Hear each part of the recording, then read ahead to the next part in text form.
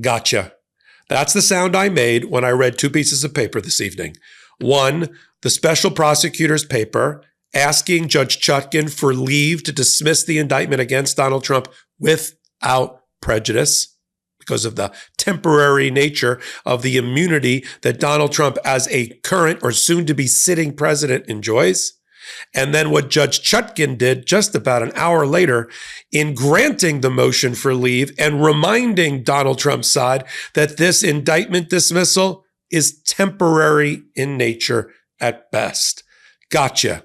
I'm Michael Popok. You're on the MeidasTouch Network and on Legal AF, and I'm going to give you the drill down, and I'm going to get you to the point, I hope, by the end of this hot take, where you say gotcha as well. Let's start with the three pieces of paper that were all filed sequentially. Boom, boom, boom, right now. We call them in the business on the docket number 281, number 282, number 283. Those are pretty ordinary sounding document numbers for some pretty amazing things that just happened.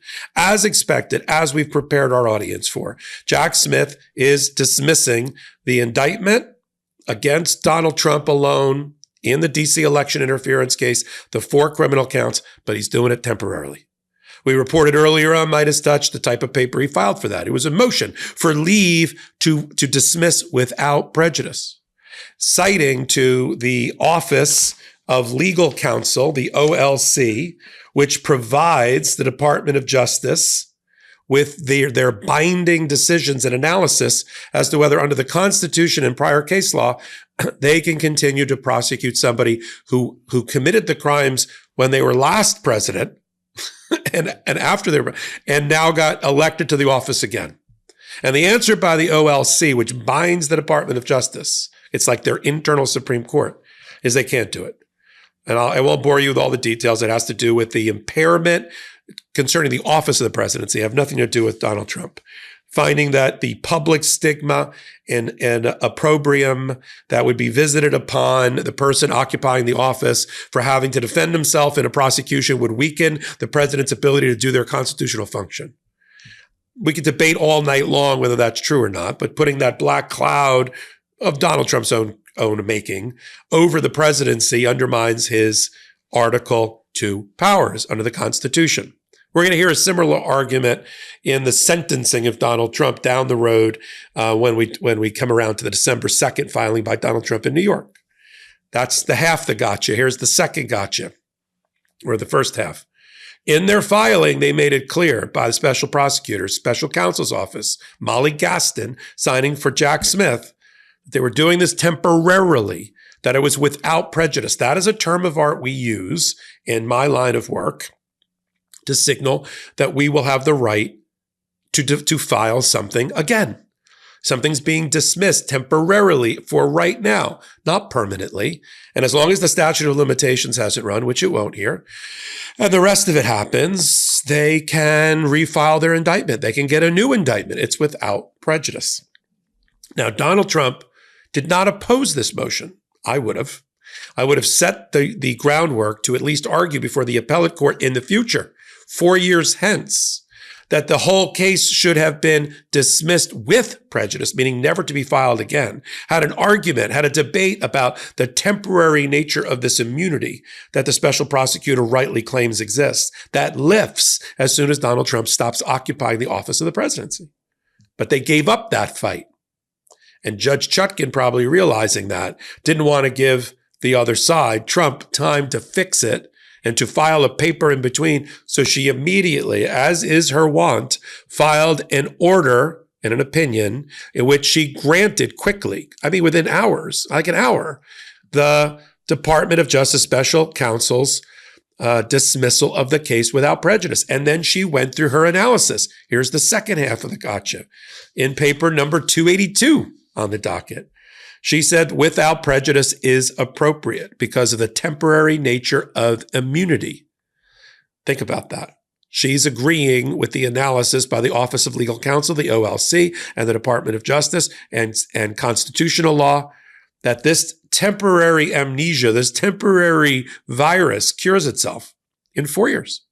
and then the indictment can be refiled or a new indictment obtained. It's temporary in nature. She said that's why without prejudice is appropriate. And she understands why the government's doing that, because it's consistent with their understanding and her understanding of the law that this is a temporary condition. She also made a finding that will help Jack Smith in the future. I mean, like everybody knows, because Donald Trump can't keep his mouth shut, that he and some combination of Pam Bondi, the new attorney general, who's going to have to answer for this in her confirmation hearing, and who knows, Matt Gaetz' special counsel, who knows, they're going after Jack Smith, the people under him, the people in the FBI that they believe weaponize the Department of Justice. So they're going to weaponize the Department of Justice and the FBI in order to do that. The judge said in her order, this is from Judge Chutkan, that she found no indication of prosecutorial harassment, right? And that it was not manifestly against the public interest to grant the motion for leave to dismiss the indictment without prejudice, that it had proper grounds. But I love the fact that she gives a nice bit of cover, nice bit of sanitizing, if you will, some support for all of Jack Smith's work by saying there's no indication of prosecutorial harassment and nothing raised by Donald Trump in his papers because he didn't file any papers. He just agreed to the dismissal. He's all giddy because he's getting his case dismissed. So he let them write effectively whatever they wanted. He also said that this is from Judge Chutkan, and then immediately she granted it. Ever heard of NAD+? It's in every living cell of your body. It helps keep us young, repairing damage, detoxifying, and giving us energy. But did you know between age 20 and 50, our NAD+ levels are cut in half? No wonder we start having less energy, less vitality, or simply feeling old. So unless you want to feel old and run down, you're going to want to boost your NAD+. And Qualia NAD+ makes it easy. It's a simple supplement, clinically studied to boost your NAD+ levels by an average of 74%. It's vegan, gluten-free, and non-GMO, and packed with ingredients to help naturally boost NAD+ production, to help you feel at your peak and in your prime way deeper into life.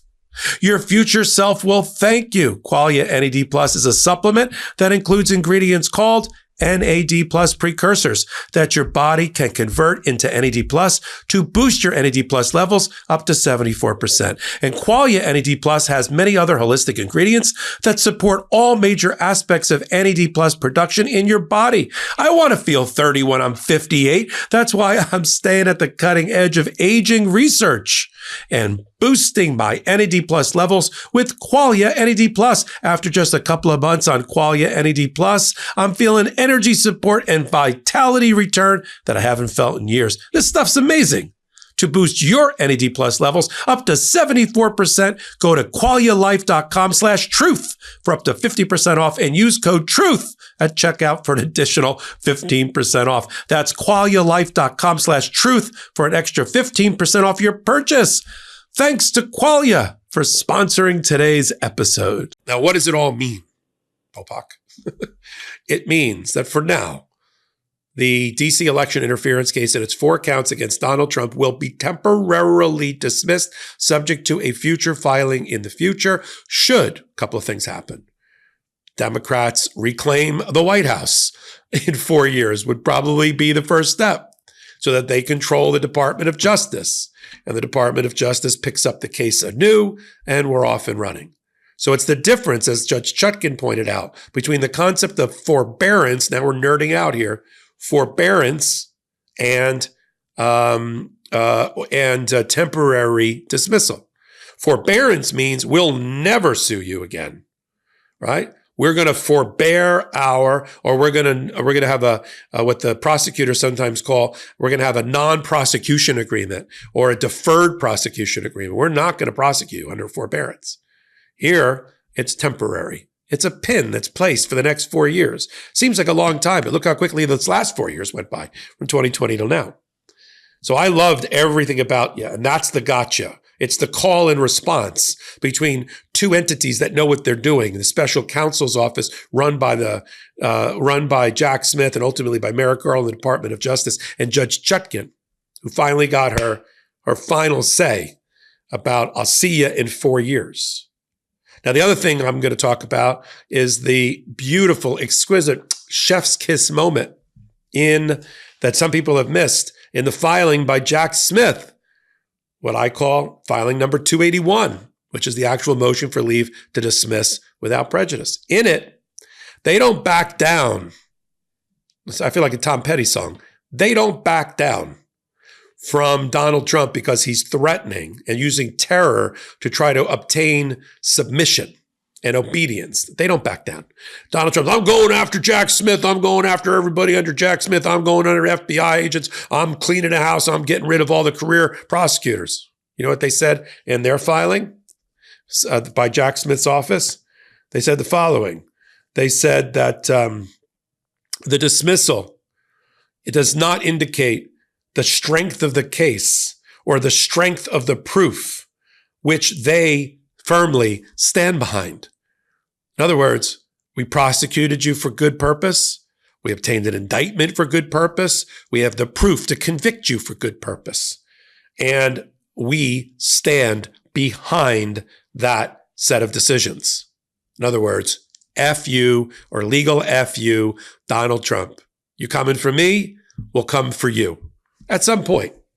And now what happens, as I've reported before, is that Jack Smith has been busy for the last 2 weeks since he made the decision. I mean, he announced internally, it leaked out, of course, and he told his staff and a team that he worked with, the special prosecutors all, they were free to start looking for other jobs, that the sole thing he'd be working on besides this filing was the reports.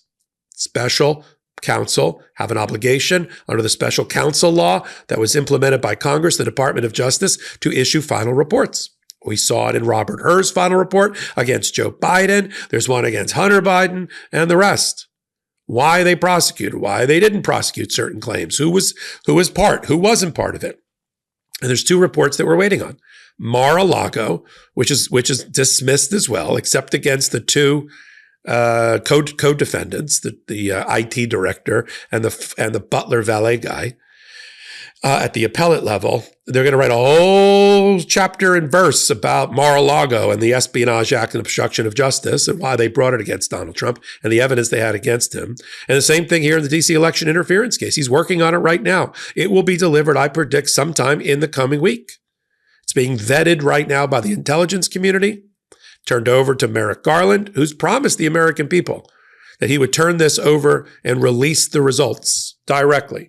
And it doesn't matter if the oversight committee or Congress doesn't want him to do it or that he gets attacked for it. Merrick Garland is going out to the shady rest home for the retired attorney general. So he doesn't really care. This was his last hurrah. He'll go work at a law firm, some nice law firm, get a cushy job, corner office, attorney general, former federal circuit judge, short list for the Supreme Court. He'll do fine in his last 10 years or so of his career. But he's going to have to release these reports. He can't leave it to the next Department of Justice headed by Pam Bondi because it'll never happen. He owes it to the American people. I keep saying it because he said he would do it. But I don't want to see Merrick Garland meekly get up to a microphone again and stand there and say, well, things are different. The American people spoke and there's an election and now we got the guy going into office again as the sitting president, so I don't feel it's right to issue the report. I don't want to hear any effing version of that. Pardon my, what I know is not French. He's got to release the reports. That's why Jack Smith's working on him. Can't bury him, can't tank him, can't put him in a sealed vault. Got to release him. This was one of the first steps. This and the dismissal of the Mar-a-Lago appeal about what happened down there, which he's also done. So I'm going to continue to follow it. You're on Legal AF and the MeidasTouch Network. If you love what we're doing here, follow the Legal AF podcast. It's here on MeidasTouch. I do a lot of work on MeidasTouch. I have since the beginning. We also have a brand new channel that we started on YouTube called Legal AF, the YouTube channel, Legal AF MTN. We have 330,000 subscribers, free, all free, since we founded it just about 2 months ago. We're sitting there at the intersection of law and politics like this, bringing you this detail of analysis, but hopefully in an informal and informative way. And I'm the curator on the Legal AF YouTube channel. I'm Michael Popok. So until my next reporting, this is me signing off. In collaboration with the MeidasTouch Network, we just launched the Legal AF YouTube channel. Help us build this pro-democracy channel where I'll be curating the top stories, the intersection of law and politics. Go to YouTube now and free subscribe at Legal AF MTN. That's at Legal AF MTN.